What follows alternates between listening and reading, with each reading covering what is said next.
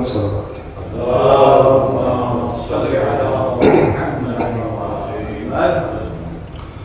اعوذ باللہ من الشیطان الرجیم، بسم اللہ الرحمن الرحیم، الحمد للہ رب العالمین، والصلاة والسلام علی سید الانبیاء والمرسلین وعلی اہل بیتہ الطیبین الطاہرین وصحبہ المنتجبین۔ صلوات پڑھیں محمد وعلی محمد۔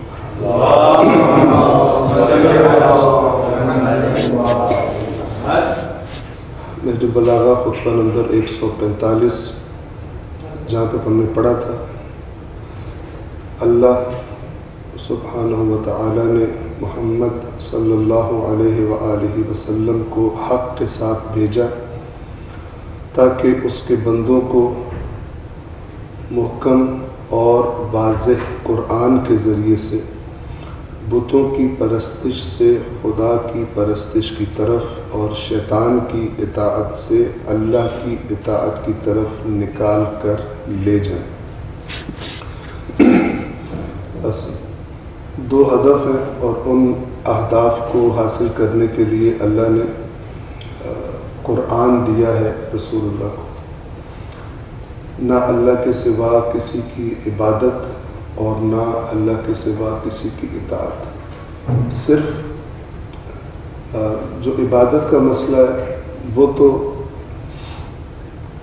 غیر خدا کی کسی بھی صورت میں ہو ہی نہیں سکتی، لیکن جو اطاعت کا مسئلہ ہے وہ ہو سکتی ہے اس شرط کے ساتھ کہ اس اطاعت کا حکم یا اس اطاعت کی اجازت اللہ نے دی، اور کوئی بھی ایسی اطاعت انسان کی زندگی میں جائز نہیں ہے کہ جس اطاعت کو انجام دیتے ہوئے اللہ کی نافرمانی کرنی پڑے، اللہ کی حدود کو پھلانگنا پڑے، چاہے وہ اطاعت اپنے کسی دوست کی ہو، چاہے رشتہ دار کی ہو، چاہے کسی حکمران کی ہو، چاہے کسی افسر کی ہو۔ یہ نظام توحید کی ایک تصویر کا خلاصہ ہے جو ان جملات میں ہمیں ملتا ہے۔ اس کے بعد مولا فرماتے ہیں، یہ اللہ تعالیٰ نے اس لیے فرمایا تاکہ لِيَعْلَمَ الْعِبَادُ رَبَّهُمْ إِذْ جَهِلُوهُ، تاکہ بندے اپنے رب کو جان لیں جبکہ پہلے اس کے بارے میں جہالت کا شکار تھے، یعنی ان کی اللہ کے بارے میں جہالت ختم ہو جائے اور اللہ کی ذات کے بارے میں ان کو علم ہو جائے۔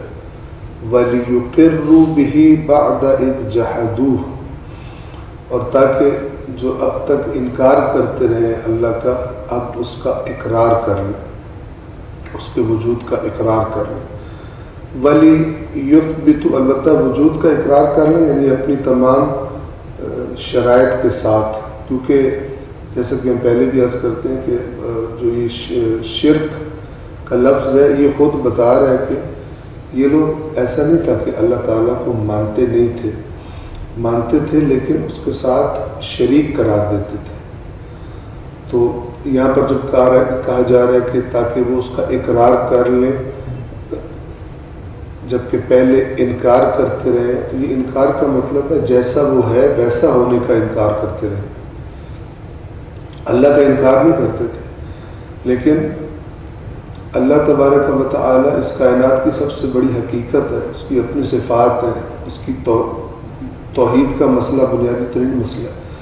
اب ایک انسان ایک ایسے اللہ کا تصور اپنے ذہن میں بنا لے کہ جو مثلا کسی کا محتاج ہے، جو مثلا کوئی کچھ ایسی طاقتیں ہیں کہ جو اللہ سے اس کے فیصلے بدلوا سکتی، اب یہ اللہ کا جو تصور ہے یہ اس نے اپنے ذہن میں بنایا ہوا ہے، لیکن یہ تصور غلط ہے، وہ اللہ نہیں ہے۔ تو اس اللہ کا اقرار کرے جو حقیقت میں اللہ ہے اپنی صحیح صفات کے ساتھ۔ اسی طرح معاملہ جب ہم اللہ کے بعد دیکھتے ہیں تو رسول اللہ کا ہے، اسی طرح معاملہ مولا علی کا ہے، اسی طرح باقی اہل بیت اطہار کی ہستیوں کا ہے، اور یہ بہت ہی ایک اہم اور حساس مسئلہ ہے کہ ہمارے ذہن میں ان ہستیوں کے بارے میں کیا تصور ہے. آیا نظام توحید اور اس کے سائے میں پھر معاشرے میں نظام عدل اور ہر ظالم کی مخالفت، جیسا کہ مولا کی اپنی وصیت میں ہے اپنے دونوں بیٹوں کو، کونا للظالم خصما وللمظلوم عونا، ظالم کے لیے کہ مخالف رہنا اور مظلوم کے حامی رہنا ہمیشہ. تو آیا یہ شخصیت ہے، اور اسی شخصیت سے قیامت کے دن ہماری ملاقات ہوگی یا نہیں؟ یہاں پر یہ شخصیت ہے قیامت کے دن جو سو کالڈ اپنے آپ کو کہتے ہوں گے دنیا میں کہ ہم مولا علی کو مانتے ہیں، ان کے ظلموں کی بھی سفارش کریں گے، ان کے ظلم بخشوانے کے لیے ان کے حامی بن جائیں گے. آیا ایسا کوئی تعارف ہے مولا علی؟ تو یہ بہت امپورٹنٹ ہے کہ اہل بیت اطہار کی شخصیات کا صحیح تعارف ہو، جس قدر ممکن ہو سکے انسان اس میں تحقیق کرے کہ میں جو سن رہا ہوں ان ہستیوں کے بارے میں، تو آیا وہ ان میں سے کون سی چیزیں حقیقت رکھتی ہیں اور کون سی چیزیں حقیقت نہیں رکھتی، تاکہ اگر میں مثلا قیامت کے دن رسول اللہ، قیامت کے دن مولا علی، دیگر ائمہ اہل بیت، ان سے ملاقات کرنا چاہتا ہوں تو مجھے پتہ ہو میری ملاقات کن صفات والی شخصیات سے ہو. یہ نہ ہو کہ مجھے کچھ اور بتایا جا رہا ہو اور ملاوٹ کر کے بتایا جا رہا ہو جبکہ حقیقت کچھ اور ہو. تو یہ ایک اہم موضوع ہے کہ جس کو جاننے کے لیے ضروری ہے کہ انسان صرف سننے پر اکتفا نہ کرے، بلکہ تھوڑی سنجیدگی کا مظاہرہ کرے اور خود بھی مطالعات کرے. لہذا سب سے جو بہترین طریقہ ہے ہمارے پاس ابھی ایک عام انسان کے لیے جو اویلیبل طریقہ ہے مولا علی کی شخصیت سے آشنائی کا، اور وہ ہے نہج البلاغہ. نہج البلاغہ کے لیے ایک پروگرام انسان بنا لے اور اس کو تھوڑی تھوڑی مقدار، بہت زیادہ نہ پڑھے لیکن تھوڑی تھوڑی مقدار میں پڑھتا رہے، کچھ عرصے کے بعد ساری کی ساری نظروں سے گزر جائے تو آپ کو بڑی واضح طور پر اندازہ ہو جائے گا کہ وہ علی جسے میں اپنا مولا کہتا ہوں کس قسم کی شخصیت تھی، کن لوگوں کو وہ برداشت نہیں کر سکتے تھے، ان لوگوں کی کیا صفات تھی. ایسا تو نہیں ہے کہ اس زمانے کے ان صفات والے لوگ ہوں وہ علی کو برے لگتے ہیں اور اس زمانے میں وہی صفات رکھتے ہیں، ویسی زندگی گزار رہے اور لیکن چونکہ بظاہر اپنے آپ کو علی کا ماننے والا کہے تو علی مولا کا ان کے ساتھ رویہ جو ہے وہ ڈیفرنٹ ہو جائے. ایسا ہے ہی نہیں. اصل وہی صفات ہے، اصل وہی عمل ہے کہ جو ان ہستیوں سے قریب بھی کرتا ہے اور ان سے دور بھی کرتا ہے.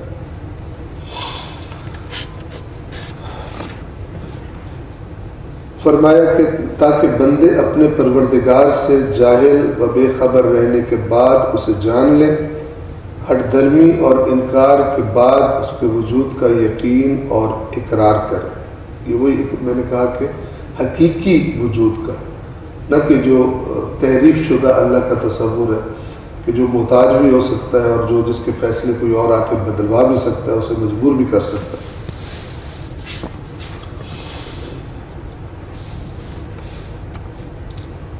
اب یہ کام جیسا کہ مولا نے فرمایا کہ یہ کام رسول اللہ کس چیز کے ذریعے کریں گے؟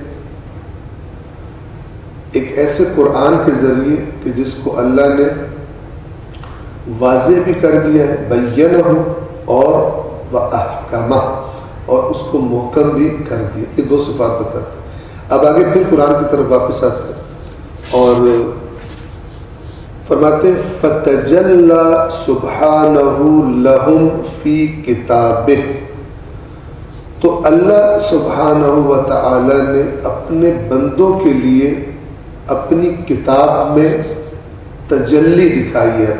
تجلی یعنی جلوہ گر ہوا ہے. وہ واحد جگہ جو ہمارے پاس ہماری دسترس میں اس وقت کہ جس جگہ ہم اللہ کو دیکھ سکتے ہیں وہ قرآن مجید ہے، اللہ کی کتاب ہے۔ لیکن یہ دیکھنے کی کیفیت کیا ہے؟ مولا فرماتے ہیں من غیر ان یکونوا رأوہ، بغیر اس کے کہ بندے اپنی ان آنکھوں سے اللہ کو دیکھیں۔ تو یہ تجلی کون سی تجلی؟ ان آنکھوں سے اللہ کی تجلی کو کوئی بھی نہیں دیکھ سکتا۔ قرآن کریم میں ہے کہ حضرت موسیٰ جیسے صاحب شریعت عظیم الشان اللہ کے نبی کلیم اللہ، وَكَلَّمَ اللَّهُ مُوسَىٰ تَكْلِيمًا، اللہ نے موسیٰ سے ایسے کلام کیا جیسے کلام کرنے کا حق ہے۔ تو وہ کلیم اللہ کے درجے پر فائز ہستی بھی جب یہ مطالبہ فرماتے ہیں کہ ربی ارنی انظر الیک، اب ذرا غور فرمائیں، ارنی یہ وہ ہے جو یہاں پر لفظ آیا من غیر ان یکون رأوہ، ایک ہے رؤیت لفظ اور ایک ہے نظر۔ یہ بعض اوقات ہم معنی الفاظ کے طور پر استعمال ہوتے ہیں، لیکن ارأیت کا لفظ کبھی کبھی غور کرنے کے معنی میں استعمال ہوتا ہے، یعنی ارأیت الذی، کیا تو نے اس کو دیکھا ہے، یہ بھی ہوتا ہے، اور کیا تو نے اس کے بارے میں غور کیا۔ غور یعنی باطنی آنکھ، عقل کی آنکھ سے دیکھنا۔ تو یہاں پر جو اللہ تبارک و تعالیٰ کی تجلی کی طرف اشارہ فرما رہے ہیں، مولا خود وضاحت فرما رہے ہیں کہ اللہ نے اپنی کتاب میں اپنے بندوں کو اپنا جلوہ دکھایا ہے، لیکن بغیر اس کے کہ بندے اسے دیکھ سکیں، ان آنکھوں سے دیکھ سکیں، لیکن شعور کی آنکھ سے، عقل کی آنکھ سے وہ دیکھ لیتے ہیں کہ اللہ کن صفات کا مالک ہے۔ آگے مزید وضاحت فرماتے ہیں کیسے دکھایا ہے اپنا جلوہ، بما اراہم من قدرتہ، جو اللہ نے انہیں اپنی قدرت دکھائی ہے۔ اللہ کی قدرت قرآن میں ہمیں کیا دکھائی دیتی ہے؟ آسمانوں اور زمین کا، اس پوری کائنات کا خلق کرنے والا، اس پوری کائنات کو اس کی بڑی سے بڑی سے لے کے چھوٹی سے چھوٹی مخلوق تک پالنے والا۔ اس کے بعد مثلا وہ قومیں جنہوں نے اللہ کی نافرمانی کی، ان کو شدید عذاب سے دوچار کرنے والا، اور وہ جو ان کا طاقت اور اقتدار کا نشہ تھا اس نشے کو توڑ دینے والا، اور بالآخر قیامت میں اللہ تبارک و تعالیٰ کی قدرت اور اس کی سلطنت کیسے ظہور پذیر ہوگی کہ سارے پردے اڑ جائیں اور پتہ چلے گا کہ مالک اصلی جو تھا وہ فقط ایک ہی تھا، اور وہ اللہ کی ذات تھی۔ یہ قرآن کریم کے سوا کہیں بھی خالص شکل میں آپ کو نہیں ملے گا، جتنا خالص اللہ تبارک و تعالیٰ کی کتاب میں ملے گا، اور پھر وہ کلام بھی اس ذات کا اپنا ہے، یعنی کوئی بھی ہستی وہ جو خود اپنے بارے میں بیان دے وہ سب سے زیادہ معتبر اور سب سے زیادہ ایکوریٹ، دقیق بیان ہوتا ہے۔ بس جو خدا کو دیکھنے کا خواہش مند ہے وہ قرآن مجید میں دیکھ سکتا ہے۔ اور ایک جو فرمان امام خمینی رضوان اللہ تعالی علیہ کا یہاں پہ یاد آ رہا ہے کہ انہوں نے بھی ایسی ایک بات کہی تھی، فرمایا تھا کہ اگر قرآن نہ ہوتا، یہ بہت اہم ہے، اگر قرآن نہ ہوتا تو اللہ تبارک و تعالی کی معرفت کا باب بند ہوتا قیامت تک، یعنی خدا کی جو معرفت حقیقی ہے اس کا دروازہ قرآن مجید کی آیات ہے۔ اے کاش کہ یہ احساس اس امت میں پیدا ہو جائے کہ سب سے زیادہ معتبر جو علم ہے اور نالج ہے اللہ کے بارے میں اور دین کے بارے میں وہ قرآن مجید میں پڑھا ہو، اور پھر اس قرآن مجید کو الماریوں اور ان سے نکال کر اپنی روزمرہ زندگی کا حصہ بنا لیں۔ کوئی مشکل نہیں ہے، کچھ عرصہ اگر ایک اچھی پلاننگ کی جائے تھوڑے تھوڑے ٹائم کی اپنے لیے، اپنی اولادوں کے لیے، تو آپ دیکھیں گے کہ تھوڑا عرصہ نہیں گزرے گا کہ آیات قرآن اگر عربی ہمیں نہیں بھی آتی، وہ جو ترجمہ پڑھا ہے وہ آرام سے اپنی روزمرہ زندگی میں اسے استعمال کریں۔ جیسے لوگ ہوتے ہیں جن کو شعر آتے ہیں تو وہ روزمرہ کے اپنے کاموں میں فی البدی شعر بولتے ہیں، مثلا ان کو ذہن میں آ جاتا ہے کہ یہاں پہ یہ والا شعر فٹ آتا ہے، بول دیتے ہیں، بعض اوقات جوک سنا دیتے ہیں، بعض اوقات پتہ نہیں کس کس کے، کسی فلسفی کے، کسی مغربی فلان کے لیڈر کے کوٹس پیش کر رہے ہوتے ہیں، لیکن افسوس کہ مسلمان بچوں کے زبان پر آیات قرآن نہ صحیح عربی، اردو کی حد تک بھی نہیں آتی جتنی کہ دوسرا مواد ہماری زبانوں پر آتا ہے۔ یہ کوتاہی ظاہر ہے کہ اللہ کی بارگاہ میں بطور قوم کے ہم لوگ جواب دیں۔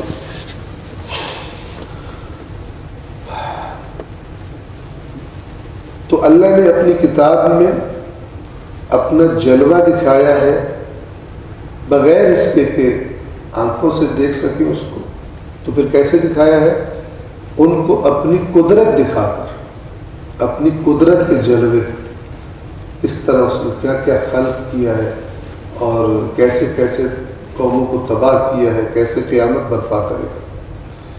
وَخَوَّفَهُم مِّن سَطْوَتِهِ، اور اپنی سطوت سے، سطوت کسے کہتے ہیں؟ ایک جیسے ایک لشکر ہوتا ہے بڑا سخت اور جنگجو، اس کی جو شان و شوکت ہوتی ہے اور اس کو دیکھ کے دشمنوں کے دل میں جو خوف اور ہیبت پیدا ہوتی ہے، اسے سطوت کہتے ہیں۔ بادشاہوں کے لیے لفظ استعمال ہوتا ہے، اسی طرح لشکروں کے لیے لفظ استعمال ہوتا ہے۔ ان کو اپنی سطوت سے خوفہم، خوف دلایا۔ پروردگار عالم خالق ہے، اور وہ ظاہر ہے جب انسان کا خالق ہے تو انسان کی نفسیات کا بھی وہی خالق ہے۔ تو آپ اگر قرآن کو دیکھیں گے، مطالعہ فرمائیں گے، تو آپ دیکھیں گے قرآن میں خوشخبریاں بھی ہیں اور قرآن میں دھمکیاں بھی ہیں، ڈرانا بھی ہے، جسے انذار کہتے ہیں۔ خوشخبری کو تبشیر کہتے ہیں۔ اللہ کے رسول کو فرمایا گیا بشیراً و نذیرا۔ لیکن اگر آپ کمپیئر کریں گے تو اس خالق انسان اور خالق نفسیات کو گویا اس نے یہ فیصلہ کیا کہ قرآن میں ڈرانا زیادہ ہونا چاہیے، چونکہ کچھ لوگ جو ہوتے ہیں وہ ان کو جب تک ڈر نہ ہو وہ باز نہیں آتے اپنی خواہشات کی پیروی سے۔ تو قرآن میں زیادہ ہے، انذار جسے کہتے ہیں، خبردار کرنا، وہ زیادہ ہے، اگرچہ بشارت بھی۔ اور قرآن پڑھتے ہوئے پھر یہ نقطہ بھی اب میرے ذہن میں آ گیا، میں عرض کر دوں کہ آپ دیکھیں کہ قرآن کی خوشخبری بھی اور قرآن کا خبردار کرنا بھی، یہ کوئی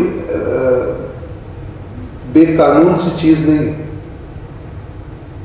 خوشخبری اس کو دی گئی ہے جس کو پہلے بتا دیا گیا کہ یہ کرنے کے نتیجے میں تیرے لیے خوشخبری، اور جسے خبردار کیا گیا اس کا بھی قاعدہ بتا دیا گیا کہ یہ کام کر رہے ہو تو پھر خبردار ہو جاؤ۔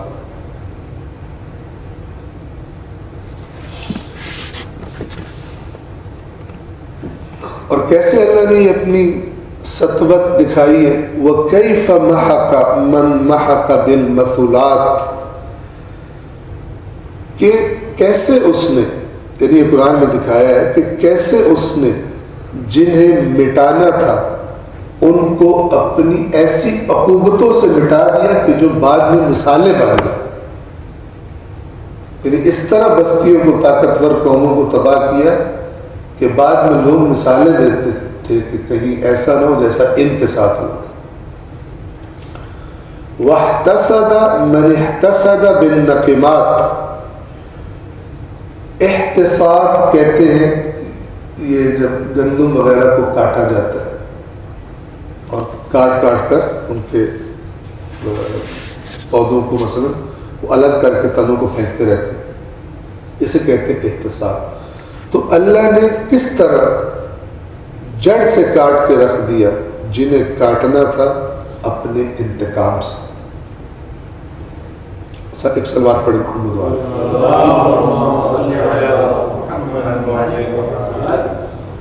اب یہاں تک مولا نے ہدف بعثت نبی صلی اللہ علیہ وآلہ وسلم بیان فرمایا، اور یہ ہدف کس چیز سے اچیو ہوگا؟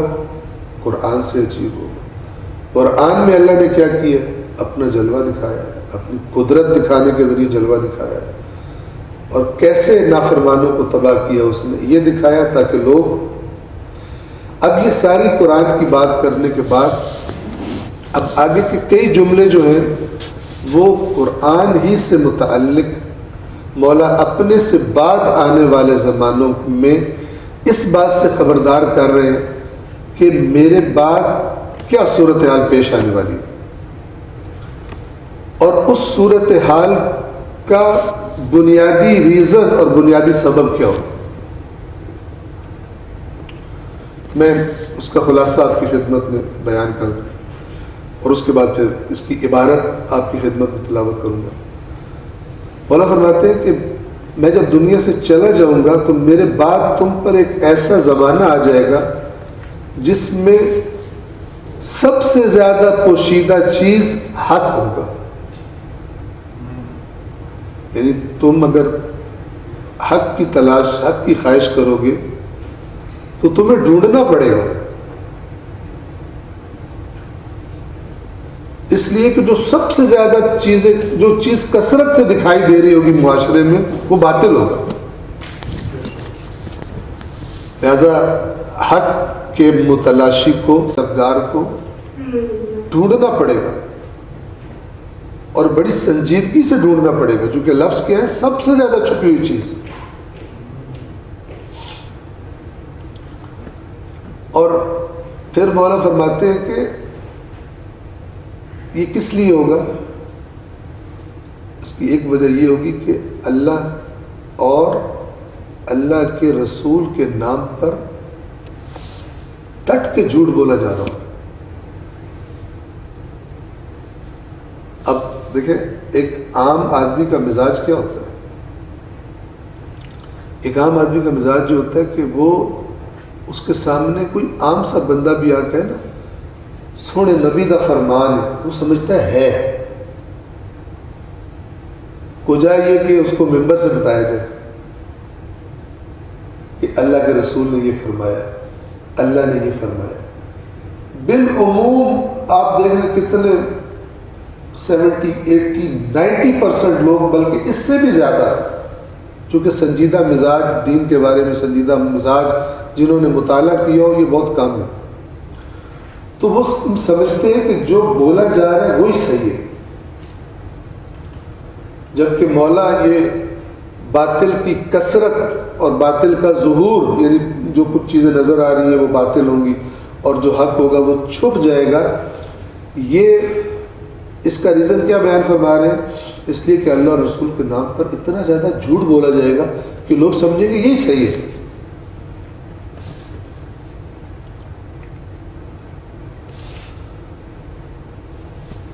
اور پھر اس کے بعد جو اشارہ کیا ہے وہ اس بات کی طرف، یہ ایک تکلیف دہ ترین باتوں میں سے ایک بات ہے۔ باتیں ہیں کہ اس زمانے والوں کے نزدیک قرآن سے زیادہ بے قیمت چیز کوئی نہیں ہوگی۔ بے قیمت چیز سے مراد کیا مطلب؟ یعنی قرآن کی باتیں بے قیمت ہوگی، قرآن کی جو بات کی جائے گی اس کی 10 تعویلیں لے کے آ جائیں گے۔ ظاہر ہے لوگوں کے ذہن میں بھوسا اتنا بھر دیا ہوگا جھوٹ بول بول کے کہ جب آئے پھر قرآن کا مقابلہ کیسے کریں؟ قرآن مجید کے الفاظ کو تو نہیں بدل سکتے، تو پھر قرآن مجید کے لیے تعویلیں گھڑیں گے، اور جب تعویلیں گھڑیں گے ہر کوئی گروہ اپنے نظریات پر قرآن مجید کو فٹ کرنے کی بعض آیات کو لے کر ان کے ساتھ آپریشن رد و بدل کر کے اور ان کو اپنے نظریات پہ فٹ کرنے کی کوشش کرے گا. اور جو قرآن، یہ آپ اپنے الفاظ میں بیان کروں، جو بندہ قرآن مجید کو دیکھے گا وہ کہے گا یہ کیا لکھا ہوا، تو فوراً اس پر حملہ کر دیں گے اور کہیں گے کہ یہ جو قرآن مجید ہے اس میں بڑی گہرائیاں ہیں، اس کے بڑے فلسفے ہیں. تو اس طرح کی بات کو قرآن مجید سمجھ میں آ جاتا ہے اور اس طرح اس کے ذہن میں بھی بات کو بدل دیں. یہ معنی ہے اس کا کہ قرآن سے زیادہ بے قیمت چیز کوئی نہیں ہوگی. ایک عام بندے کی بات بھی بڑے غور سے سنیں گے لیکن قرآن پر اعتماد نہیں کریں. آپ تو خود دیکھیں گے اس کا نتیجہ کیا نکلنا چاہیے. یعنی وہ کتاب جس کو مولا یہ تعارف کروانے میں اللہ کے رسول نے آ کر یہ ساری جو اپنا مشن پورا کرنا ہے وہ اس کا بنیادی ہتھیار ان کے پاس قرآن ہے. اس قرآن سے لوگوں کو بتائیں گے کہ تم نے کسے پوجنا ہے کسے نہیں پوجنا، خدا اللہ تعالیٰ کیسا ہے کیسا نہیں ہے قرآن.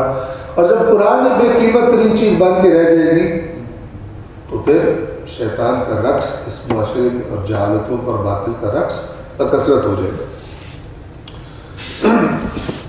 متن ان جملوں کا اس طرح سے فرماتے ہیں وَإِنَّهُ، اور یقیناً سَيَأْتِي عَلَيْكُم مِّن بَعْدِ زَمَانٌ، بہت جلد میرے بعد تم پر ایک ایسا زمانہ آئے گا. اب اس زمانے کی صفات بتا رہے ہیں. پہلی صفت لَيْسَ فِيهِ شَيْءٌ أَخْفَى مِنَ الْحَقِّ، نہیں ہوگی اس زمانے میں کوئی چیز حق سے زیادہ مخفی. اخفا چھپی خفیہ سے، اس زمانے میں حق سے زیادہ چھپی ہوئی کوئی چیز نہیں پاؤ. عجیب عبرتناک تعبیر ہے. ولا اظہر من الباطل، اخفا کا اپوزٹ ہے اظہر، ظاہر.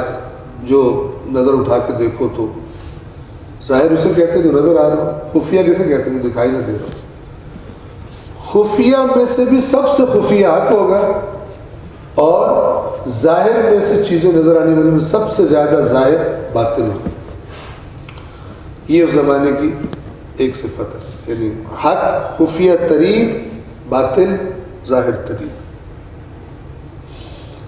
اور یہ جو زمانہ ہے یہ پہلا اشارہ مولا کی شہادت کے بعد اور کچھ عرصہ امام حسن کی اس ظاہری خلافت کے بعد پھر بنو امیہ کا دور، پھر بنو عباس کا دور، پھر ان ہستیوں کے بعد پھر اہل بیت اطہار کو اس امت نے جتنا ان کو بالآخر کچھ عرصے کے بعد بھی ایک مقام دے دیا تھا، اس کے بعد پھر امت نے اہل بیت اطہار کو صرف قصیدے پڑھنے اور تعریفیں اور فضائل کی حد تک رکھا، لیکن جو زمام تھی امت کی وہ اوروں کے ہاتھوں میں رہی. پھر جو قرآن کے ساتھ ہوا، جو روایات کے ساتھ ہوا، وہ ایک الگ داستانیں ہیں اس کو. حق سے زیادہ اس زمانے میں چھپی ہوئی چیز کوئی نہیں ہوگی اور باطل سے زیادہ ظاہر چیز کوئی نہیں ہوگی. وَلَا أَكْثَرَ مِنَ الْكَذِبِ عَلَى اللَّهِ وَرَسُولِهِ، اور کوئی چیز اللہ اور رسول پر بولے جانے والے جھوٹ سے زیادہ کثرت میں نہیں ہوگی. عجیب ہے.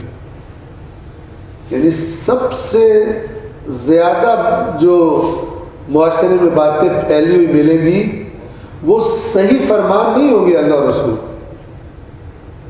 بلکہ اللہ اور رسول سے منسوب جھوٹی باتیں.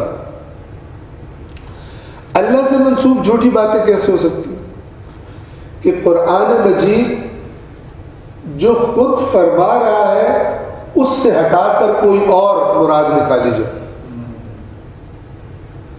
یعنی اللہ نے تو کچھ اور کہا ہے لیکن اگر اپنی عوام سے کہا جائے تمہاری تو شکل ہی نہیں اس کرنے والی. یہ بزرگوار تمہیں بتائیں گے جنہوں نے اتنے سال لگائے اور سیکھ لیا کہ قرآن کی چٹنی کیسے بنانی ہوتی ہے اور کیسے اس کو سو کالڈ علمی دلائل سے اس کی باتوں کو بیکار کرنا ہوتا ہے، تو یہ تمہیں بتائیں گے۔ جھوٹ ہو جائے، اللہ پر جھوٹ اس طرح ہوگا، کثرت ہو جائے، اور رسول اللہ پر جھوٹ یعنی ان کے نام پر احادیث گھڑی جائیں گی۔ اب آپ سوچیں کہ اللہ اور رسول کو اگر لوگ معاف نہ کریں ان کے بارے میں جھوٹ بولنے سے، تو ائمہ اہل بیت کو کہاں معاف کریں؟ تو یہ خداوند عالم جو ان کی سزا بنتی ہے وہ دے ان لوگوں کو۔ آپ سوچیں کہ جن کے بولے ہوئے جھوٹ کتابوں کا حصہ بن گئے، کتب احادیث کا حصہ بن گئے، شیعہ کتب ہو حدیث کی یا اہل سنت کی کتب، جن لوگوں کے بولے ہوئے جھوٹ حدیث بن کر آ گئے اگلی نسلوں کے لیے، ان کے لیے کتنا بڑا فتنہ کھڑا کر، کتنی بڑی ان کی گمراہی کے اسباب فراہم کر گئے جنہوں نے اللہ، رسول اور ائمہ اہل بیت پہ جھوٹ گئے۔ یعنی ان سب گمراہیوں میں ان کا حصہ ہے۔ ان میں سے کتنی لڑائیاں ہیں جن میں وہ حصے دار ہیں، جنہوں نے جھوٹے واقعات گھڑے، جنہوں نے جھوٹے احادیث فرامین گھڑے، اور بعد کے لوگ اس کو بڑی عقیدت سے رسول اللہ کا فرمان سمجھ کر، اللہ کی بات سمجھ کر، ائمہ اہل بیت کی بات سمجھ کر، ٹھیک ہے، اور میں اوور آل ساری بات کروں، بعض اوقات یہ کام صحابہ کے نام پر کیا گیا، کیونکہ ظاہر ہے جو 100 سال بعد جس نے حدیث گھڑ دی ہے اس نے تو کسی صحابی کے نام پہ گھڑ دی ہے، تاکہ وہ سند درست کر سکے کہ میں اس صحابی کے زمانے میں تھا، میں اس سے ملا، میں نے اپنے کانوں سے سنا کہ وہ یہ فرما رہے تھے، سنا کوئی نہیں۔ اس طرح لوگوں نے بعض جگہوں پر جو ان ٹیکنیکل جھوٹے تھے، جو بہت ٹیکنیکل نہیں تھے، وہ پکڑے جاتے ہیں۔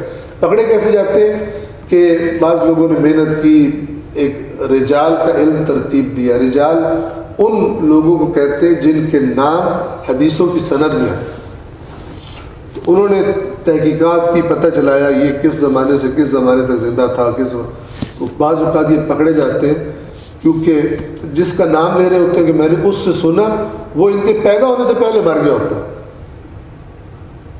تو پھر پتہ چل جاتا ہے کہ اس نے اس سے، ظاہر بات میں قبر سے نکل گیا تھا یا قبر میں جا کے حدیثیں سنتا تھا، اس سے ایسے جھوٹے پکڑے بھی جاتے ہیں۔ لیکن بالآخر ان لوگوں نے اسلام کا چہرہ مسخ کرنے میں اور آنے والی نسلوں کی گمراہی میں ان لوگوں نے بہت ہی بڑا کردار ادا کیا۔ اب یہ بات اللہ تبارک و تعالیٰ نے ایک بڑی عظیم نعمت عطا فرمائی، اگرچہ اس امت نے دونوں نعمتیں، قرآن اور اہل بیت، دونوں کی ہی بے قدری کی ہے، اور قرآن کی بے قدری میں تو آج بھی بڑی شدت کے ساتھ مبتلا ہے اور اس کی اصلاح کرنے کی بھی کوشش نہیں کرتے، اور اہل بیت تو جب تھے اپنے زمانوں میں، اس زمانے میں ان کے ساتھ کیا ہوا آپ سب جانتے ہیں۔ تو اس فتنے میں کس طرح راستہ نکالا جائے کہ جب آج کے زمانے میں مثلا جھوٹی سچی حدیثیں موجود ہیں تو کیا کیا جائے؟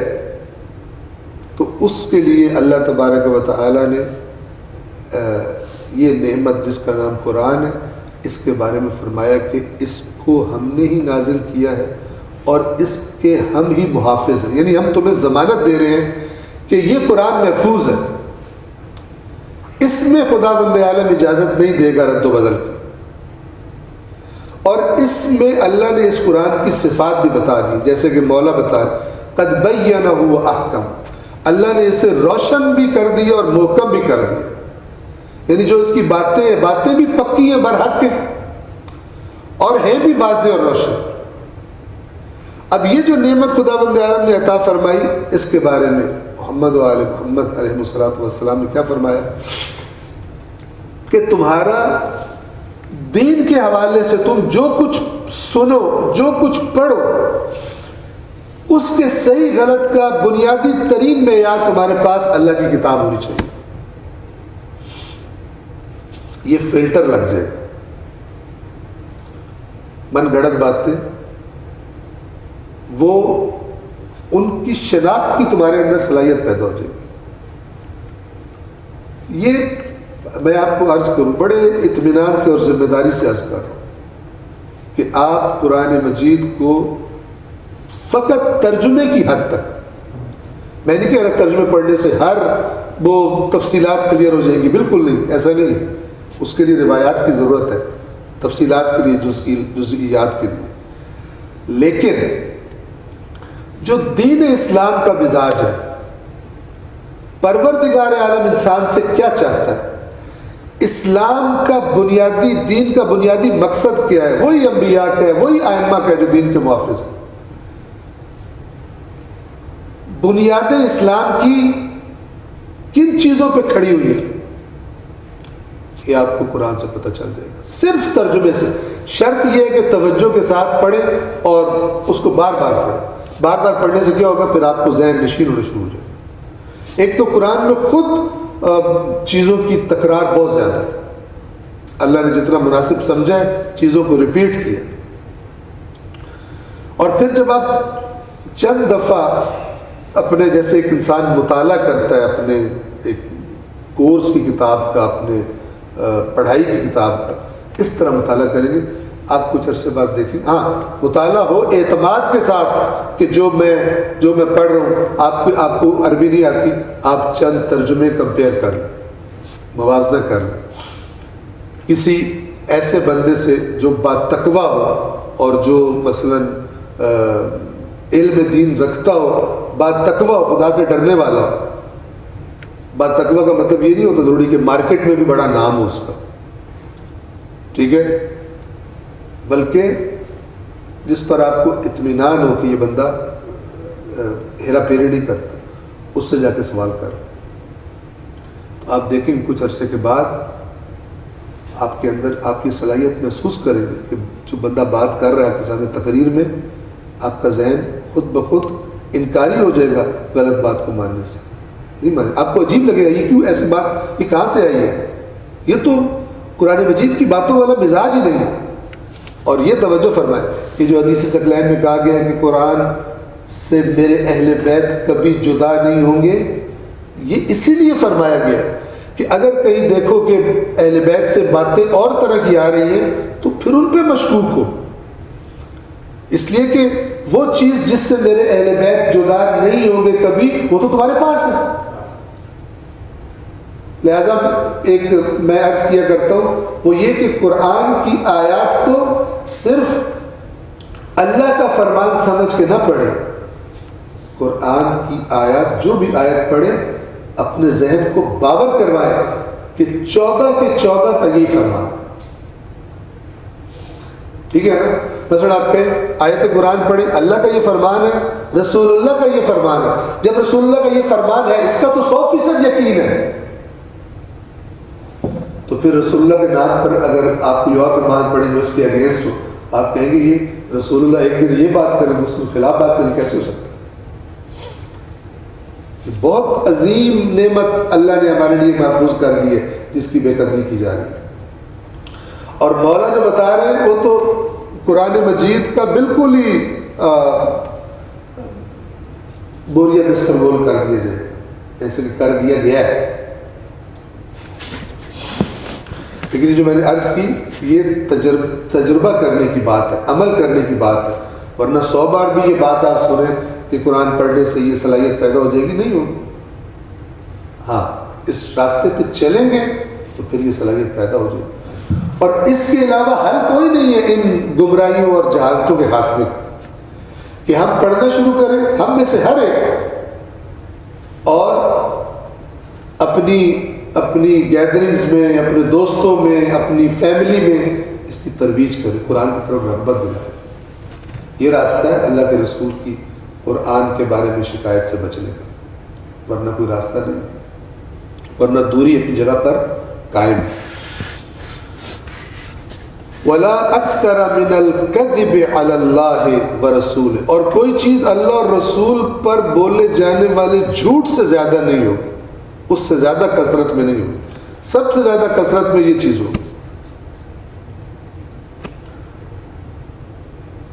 وَلَيْسَ عِنْدَ أَهْلِ ذَلِكَ الزَّمَانِ سِلْعَةٌ، اور نہیں ہوگی اس زمانے کے لوگوں کے ہاں سلعۃ کسے کہتے ہیں؟ وہ چیز کہ جس سے تجارت ہوتی ہے۔ مثلا کوئی بندہ ہے وہ لوہے کی تجارت کرتا ہے، کوئی مثلا فرض کرے چمڑے کی تجارت کرتا ہے، کوئی جناب سونے کی تجارت کرتا ہے۔ یہ جو جنس ہوتی ہے جس کو بیچا اور خریدا جاتا ہے اسے سلع کہتے ہیں۔ مولا فرما رہے ہیں اس زمانے کے لوگوں کے پاس، اس زمانے کے لوگوں کی نظروں میں کوئی جنس ابور من الکتاب، اللہ کی کتاب سے زیادہ گھاٹے والے نہیں ہوگی۔ یعنی آپ کاروبار کرنے اگر نکلیں، آپ کو بزنس شروع کرنا چاہتے ہیں، آپ کا دل کیا کرے گا؟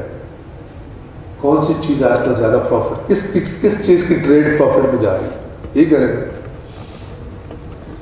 تو جب لوگ دین کے لیے نکلیں گے تو سب سے زیادہ گھاٹے والی چیز، سب سے زیادہ کم قیمت چیز، اب بھی وہ جو کم قیمت میں نے آپ کو بتایا تھا، کم قیمت سے کیا مراد ہے؟ یعنی کوئی پروفٹ نہیں، سب سے زیادہ اس زمانے کے لوگوں کے پاس کم قیمت چیز اللہ کی کتاب ہوگی، کیونکہ اللہ کی کتاب میں انہیں اپنے مطلب کی ہیرا پھیریاں ملیں گی، انہیں وہ جنت میں جانے کے 2 نمبر پیکج ملیں گے نہیں جو یہ چاہتے ہیں، انہیں تو اللہ کی اسٹریٹ فارورڈ باتیں ملیں گی، تو ان کی رغبت ہی نہیں ہوگی۔ اور یہ ایک بڑا ریزن ہے، یاد رکھیے، جو کچھ مختلف مسالک میں سن کے اپنے جنتی ہونے کے پیکج بنائے ہوئے ہیں، وہ قرآن میں تو موجود ہی نہیں اس قسم کی کوئی چیز۔ جب موجود ہی نہیں ہے تو کیوں رغبت ہو؟ ادھر ہی جائے گا جدھر چارہ زیادہ ہے، اس کو مل رہا ہے بغیر زحمت کے، ادھر کیوں آئے؟ یاد جو میں آپ سے کل کہہ رہا تھا نا کہ اگر آپ سے ہو سکے شاید ہی کوئی کرے، لیکن پھر بھی کہنا تو دعوت تو دی جا سکتی ہے۔ اسباب قرآن کی محجوریت، ایک تو جو کئی معنوں والا سبب ہے، اس سے ایک یہ ہے کہ جو بچپن میں مختلف مسلمان مختلف مسالک اپنی اپنی محفلوں میں جو پیکج ان کو جنت کے ملے ہوتے ہیں اور یوں بخشش ہو جاتی ہے، یوں کرنے سے چٹکی بجاتی ہے سارا کام ہو جاتا ہے، یہ جو سنا ہوں اس کی بو بھی نہیں ہے قرآن میں۔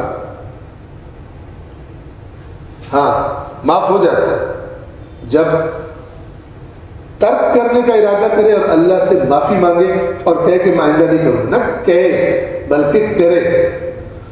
ہاں توبہ ایک ایسی چیز ہے کہ جو پھر اللہ فرماتا ہے کہ پھر تم نے جتنے بھی ظلم کر دیے اپنے آپ پر، جتنے بڑے گناہ گار ہو، اگر تم واپس آنے کا فیصلہ کر لیتے ہو، پھر اللہ کو پھر لا تقنطوا من رحمت اللہ، پھر اللہ کی رحمت سے مایوس نہ ہو۔ لیکن جو ہمارے معاشرے میں رواج ہے وہ گناہ چھوڑنے والی بات کو تھوڑا گما دیا گیا ہے اور صرف گناہوں کی معافی بتائی گئی ہے، اس عمل سے یوں گناہ معاف ہوتے، اس سے یوں گناہ معاف ہوتے، توبہ کا بیج میں پی گئے، گما گئے اس کو، جبکہ یہ خیانت ہے کہ بغیر توبہ کے انسان لگا ہے، جب توبہ نہیں کرے گا تو وہ کنٹینیو بھی کرے گا۔ گناہ سے کیا چیز روکتی ہے؟ گناہ سے گناہ کا معاف ہونا نہیں ہوتا۔ آپ دیکھیں ایک بندہ مثلا اس نے جرم کیا ہو، پاکستان کے قانون کے مطابق جرم کیا ہو، میری بات توجہ سے سنو، اس نے جرم کیا ہو اور اس کو کہا جائے کہ تو جرم ترک کرے گا تو معاف ہوگا، اور دوسری طرف سے کہا جائے کہ جرم ترک نہ بھی کر، فلاں کام کر لے، معاف ہو جائے، جس کو آج کل کی زبان میں NRO کہا جاتا ہے۔ NRO ہی ہوتا ہے، اللہ کے یہاں اس طرح کا کوئی NRO نہیں، اللہ کے یہاں توبہ ہے، توبہ ہے کہ جو گناہ معاف کرواتا ہے۔ توبہ کے علاوہ تم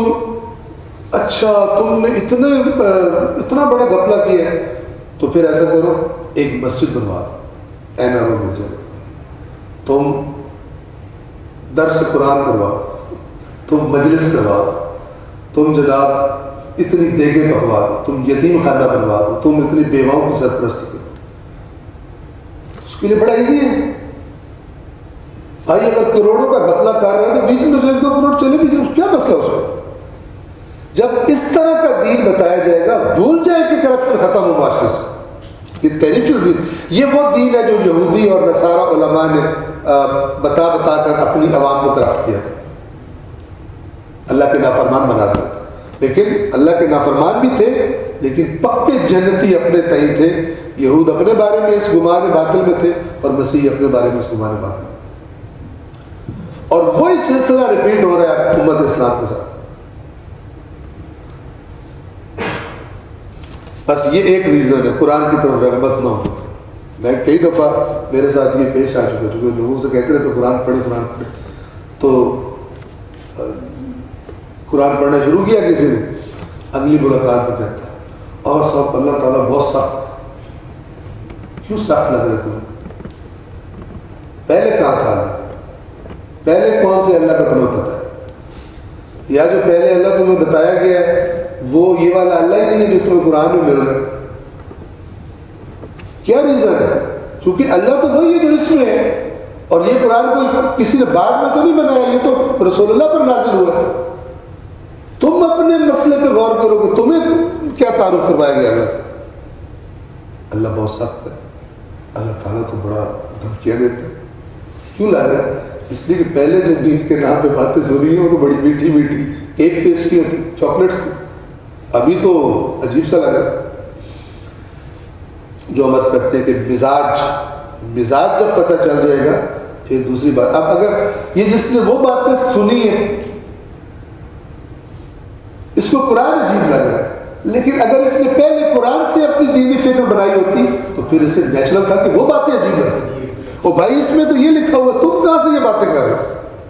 لیکن افسوس کہ اس کے لیے تو کہا گیا اگر تم نے قرآن پڑھنا ہے پہلے اتنے سال یوں لگاؤ، پھر اس کے بعد یہ علوم پڑھو، اس کے بعد قرآن مجید کو ہاتھ لگاؤ۔ شیطان نے انہیں گمراہ کر دیا۔ علوم پڑھنا قرآن مجید کی گہرائیوں کے لیے، جزیات کے لیے، تفصیلات کے لیے بالکل ٹھیک ہے، مختلف علوم پڑھے ہیں، لیکن آیا ایک عام بندہ یہ سارے علوم پڑھے تو قرآن کو پڑھے؟ ایسا ہے؟ اگر ایسا ہوتا تو پھر رسول اللہ کبھی بھی یہ قرآن عرب کے اجڑ بدوؤں کو نہ سناتا۔ بدو آپ کو پتہ ہے کہ تھائی، آپ تصور کریں دیہات میں جائیں، ایک ایسا بندہ جو الف کو کلی سمجھتا ہو، ہمارے یہاں یہ بولا جاتا ہے جاہل آدمی کے لیے کہ اس کو اگر الف لکھیو دکھاؤ کہو کہ یہ کیا ہے، تو کہتا ہے کلی ہے، کلی جس پہ جانور باندھتے ہیں، کیونکہ اس کو الف کا پتہ ہی نہیں، اتنا جاہل۔ یہ لوگ بھی بدو جو تھے یہ رسول اللہ کی زبان اطہر سے جب آیات سنتے تھے ہل جاتے تھے، اثر کرتی تھی ان پر، اثر بمان یعنی اس کا معنی اثر کرتا تھا، نہ کہ رسول پڑھ کے پھونک مارتے تھے تو اثر ہو جاتا، جیسے ہم نے ہدایت لینے کے پھونکوں والی تاثیر کی طرف زیادہ توجہ ہے۔ رسول اللہ پڑھ کے قرآن مجید بدوؤں میں پھونکتے نہیں تھے عربوں پہ، رسول اللہ کو یتلو علیہم نہ کہ ینفخ الیہم، پھونکے مارتے تھے، یتلو علیہم آیات کی تلاوت کر کے سناتے تھے۔ بس فرما رہے ابھی بات کی جملہ پورا نہیں ہوا تھا، نہیں ہوگی اس زمانے کے لوگوں کے ہاں کوئی جنس اللہ کی کتاب سے زیادہ کم قیمت، یعنی جس میں پروفٹ ہی کوئی نہیں، جس میں کمائی کوئی نہیں۔ اب اگر اس تجارت کو کہتے ہیں جس تجارت میں نقصان، سب سے زیادہ نقصان دینے والی جنس کموڈٹی اس زمانے کے لوگوں کے پاس قرآن ہے، ادھر رغبت نہیں کریں گے، دین کی تجارت کے لیے اور چیزیں تلاش کریں، دین کی معلومات کے لیے اور چیزیں تلاش کریں۔ لیکن یہ قرآن کب ان کے لیے سب سے نقصان دہ چیز ہوگی، یہ ذرا توجہ سے سنیے گا، اذا تلی حق تلاوت، جب قرآن اس طرح پڑھا جائے گا جیسے پڑھنے کا حق ہے. ورنہ تو ایسے قرآن میرا پھیری کرتے ہیں کہ اللہ کی پناہ. کب گھاٹے والا لگے گا؟ جب اسٹریٹ فارورڈ جس طرح قرآن ہے اس میں بغیر اپنی نمک مرچیں مسالے ملائے ہوئے، بغیر اس میں اپنی طرف سے رد و بدل کیے ہوئے، زمینیں کیے ہوئے، اسٹریٹ فارورڈ حق کا تلاوت جیسے قرآن کی تلاوت کا حق بنتا ہے، اس طرح جب قرآن سنایا جائے گا وہ کہیں گے بھائی یہ تو گھاٹا ہی گھاٹا ہے. کہیں گے اللہ تعالیٰ بہت ڈاڈا بھائی، کوئی اور جگہ تلاش کرو، یہ تو وائرل نہیں ہے. اور یہی قرآن اگلے جملے میں فرماتے ہیں، اور یہی قرآن سب سے زیادہ قیمتی ہو جائے گا ان کے لیے. کہیں گے قرآن جیسی کتاب ہی کوئی نہیں، جب قرآن کی آیات کو تحریف کر کے انہیں بیان کیا جائے گا. یہ مولا فرماتے ہیں. اب کس کو پتہ چلے گا کہ یہ جو میں سن رہا ہوں یہ حق کی تلاوت والا ہے یا یہ تحریف ہے؟ کسے پتہ چلے گا؟ اسے ہی پتہ چلے گا. 2 اور 2 4 کی طرح واضح ہے کہ جو بجائے سننے کے مختلف سے سننے کے خود اللہ کی کتاب کو دیکھے، جب خود دیکھ لے گا مانوس ہو جائے گا. تو آپ اس میں شک ہی نہ کریں. جو آپ کے سامنے بیٹھ کے آیت قرآن کو اسٹریٹ فارورڈ بیان کرے گا آپ کو وہ بھی پتہ چل جائے گا، اور جو اس آیت میں سے اپنی مرضی کے نتائج نکال رہا ہوگا آپ کا دل، اللہ نے انسانوں کو بنایا ایسا، وہ ماننے سے انکار کرے. کیوں؟ اس لیے کہ آپ نے اپنی آنکھوں سے دیکھا ہو. جتنی سنجیدگی کا مظاہرہ کریں گے اس تجارت میں اتنی ترقی ملے گی. اتنے غیر سنجیدہ رہیں گے تو ایسی ہی گنگا بہتی رہے گی جیسے پہلے بہ رہی. تو اس زمانے میں یہ جو قبلہ مفتی جعفر حسین صاحب کا ترجمہ اس کا میں جملہ پڑھ دوں اور انشاءاللہ یہیں پہ تمام کرتے ہیں، اس کو جاری رکھیں گے کل. اس زمانے والوں کے نزدیک قرآن سے زیادہ کوئی بے قیمت چیز نہ ہوگی جب اسے اس طرح پیش کیا جائے جیسے پیش کرنے کا حق ہے. انہوں نے تلاوت کا ترجمہ پیش کرنا کیا، چونکہ تلاوت کا مطلب کیا ہے؟ آیات سنائی جائے. اور اس قرآن سے زیادہ ان میں کوئی مقبول اور قیمتی چیز نہیں ہوگی اس وقت جب اس کی آیتوں کا بے محل استعمال کیا جائے. آیت کہیں کی ہے اس کو اٹھا کے کہیں فٹ کر دیں. اللہ نے توفیق بھی تو کل اس کی ایک مثال بھی آپ کے سامنے میں عرض کروں گا کہ کس طرح. مثالیں بہت ہیں لیکن زیادہ مثالیں دینے سے پھر پرابلم شروع ہو جاتی ہے. تو ایک آتی ہے آپ کو اشتہار کے طور پر، پوری فلم آپ خود دیکھ کے قرآن پڑھ کے اشتہار کے طور پر آپ خدمت میں عرض کریں گے. اللہ تبارک و تعالیٰ ان ایام میں جو ماہ مبارک رمضان کے ایام ہونے کے ساتھ ساتھ یہ ایام بالخصوص مولا علی علیہ السلام کی مظلومانہ شہادت کے ایام ہیں اور دلوں کے نرم ہو جانے کے ایام ہیں. اور جو شبیں آ رہی ہیں کہ آج پہلی ہوگی 19ویں کی شب، دعاؤں کی شب ہے، توبہ کی شب ہے گناہوں سے. اور ان ہستیوں نے بہترین رہنمائی فرمائی کہ انسان کس طرح اپنے آپ کو اللہ سے قریب کر سکتا ہے. پروردگار ہمیں قرآن مجید سے اور محمد و آل محمد کے فرامین سے درس لینے کی، عبرت لینے کی توفیق عطا فرمائے. اور آپ سے گزارش کروں گا کہ ان شبوں میں ضرور دعائیں مانگیں. اپنے لیے بھی دعائیں کریں گے لیکن اپنے ساتھ ساتھ آپ جس بھی اپنی مشکل کے لیے دعا کریں، یہ روٹین بنا لیں. جس بھی اپنی مشکل کے لیے دعا کریں اللہ سے دعا کریں کہ میرے علاوہ جتنے بھی مومن اس مشکل میں مبتلا ہے پروردگار ان کے لیے بھی آسانی فرمائے. تو یہ اہل بیت اطہار نے رہنمائی فرمائی کہ جب انسان دوسروں کے لیے مانگتا ہے تو اللہ اس سے زیادہ عطا فرماتا ہے بنسبت اس کے کہ بندہ صرف اپنے لیے مانگے. تو جو دعا مانگے، آپ پریشان ہیں کسی پریشانی میں، مالی پریشانی میں، دوسری میں، مومن کے لیے مانگے. اور خدا اپنی دعاؤں کو، آپ کی دعاؤں کو فوکس یہ دنیا نہیں ہونی چاہیے. یہ دنیا جانے والی ہے، اس میں مل بھی گیا تو بھی چلا جائے گا. دنیا کے لیے جو مانگے بھی تو اللہ سے کہیں کہ یا اللہ مجھے یہ دینا تب دینا کہ میری آخرت کی بربادی کا سبب نہ بن جائے، اور مجھے جو نعمت تو دے مجھے توفیق دے کہ میں اس نعمت سے اپنی دنیا کی ضروریات بھی پوری کروں اور اپنی آخرت بھی اس سے میں سنواروں، اور مجھے کوئی ایسی چیز نہ دینا کہ جس کے بارے میں تو جانتا ہو کہ جب یہ مجھے ملے گی تو میں تجھے بھول جاؤں گا اور میں تجھ سے دور ہو جاؤں گا۔ اس کے ساتھ ساتھ اپنے ملک کے لیے دعائیں مانگی، اور اللہ تعالیٰ اس ہمارے وطن پر رحم فرمائے، اور خائنین سے اور جو بھی ہیں چور اور ڈاکو اور لٹیرے ہیں، اللہ تبارک و تعالیٰ ان کے شر سے اس قوم کو، اس ملک کو نجات عطا فرمائے۔ البتہ ظاہر ہے کہ اس کے لیے ضروری ہے کہ انسان عوام خود بھی شعور سے کام لے، چونکہ بالآخر عوام ہی مسلط کرتے ہیں جس کو مسلط کرتے ہیں، اور اللہ تعالیٰ اس قوم کی حالت نہیں بدلتا جو خود اپنے بارے میں کچھ چینج اپنے آپ کو بدلنے کے لیے آمادہ نہیں ہوتی، اقدام نہیں کرتی۔ اور اسی طرح اس امت کے لیے دعا کریں، شخصی چیزوں تک اپنی دعاؤں کو محدود نہ رکھیں، اس امت کے لیے دعا کریں، امت کے اتحاد کے لیے دعا کریں، قرآن مجید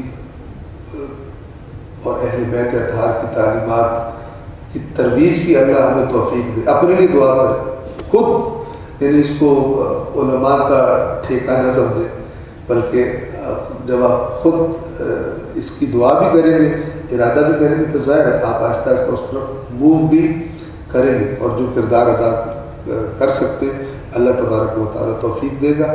اور یہ دین کی طرف دعوت دینا ہر مسلمان پر لازم ہے۔ قرآن نے بتایا ہوا ہے کہ رسول ان سے کہہ دو کہ میں بھی اور میرے پیروکار بھی اللہ کی طرف دعوت دیتے ہیں۔ تو یہ ہماری زندگی میں اس کی جھلک ہونی چاہیے کہ میں اللہ کی طرف دعوت دے رہا ہوں، کسی طریقے سے، کون سا طریقہ۔ تو انشاءاللہ ان شبوں میں اپنا احتساب کیجیے، اپنے پورے سال کا حساب کیجیے، جہاں جہاں غلطی ہوئی ہے، جہاں جہاں اللہ کی نافرمانی ہوئی ہے، جہاں جہاں کوئی حرام کا ارتکاب ہوا ہے، اس پکے ارادے سے کہ خدایا میں نہیں کروں گا، معافی مانگی، اسی کا نام معافی، اسی کا نام توبہ ہے۔ ورنہ ایسے ہی بغیر ترک کے، گناہ کے ارادے کے روتے رہنا اور جناب ترک کا ارادہ نہ کرنا اور مولانا صاحب کے پیچھے پیچھے توبہ کے الفاظ پڑھتے رہنا، یہ اصل توبہ نہیں ہوتی۔ پروردگار عالم ہم سب کو ہماری معرفت میں، ہمارے دینی شعور اور آگاہی میں اضافہ فرمائے، اور اس مہینے کی برکات سے پروردگار ہمیں استفادہ کرنے کی توفیق عطا فرمائے۔ السلام علیکم ورحمۃ اللہ وبرکاتہ۔